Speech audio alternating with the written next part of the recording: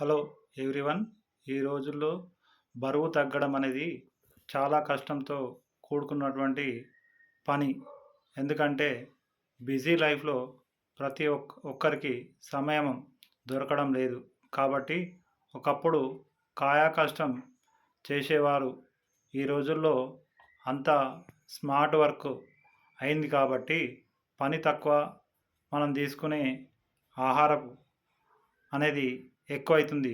కాబట్టి మనం ఈ ఆహారం అంటే మనం తెలుసుకోవాల్సినటువంటి విషయం వచ్చేసి క్యాలరీస్.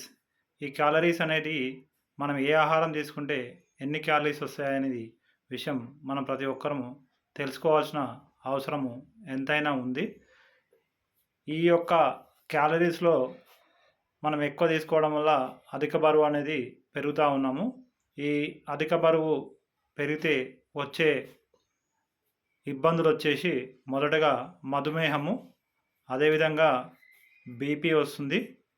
దాని తర్వాత హార్ట్ ప్రాబ్లమ్స్ వస్తాయి. కొన్ని రకాల పక్షవాతాలు రావడం జరుగుతుంది. అదేవిధంగా మనకు కొన్ని సమ్ టైప్స్ ఆఫ్ క్యాన్సర్ కూడా రావడం జరుగుతూ ఉంది.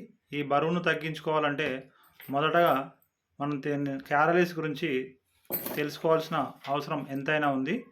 ఈ యొక్క క్యాలరీస్ గురించి ఇచ్చిన సమాచారాన్ని మరొక వీడియో ద్వారా రేపు తెలియజేస్తామని మనవి చేస్తూ ఉన్నాము.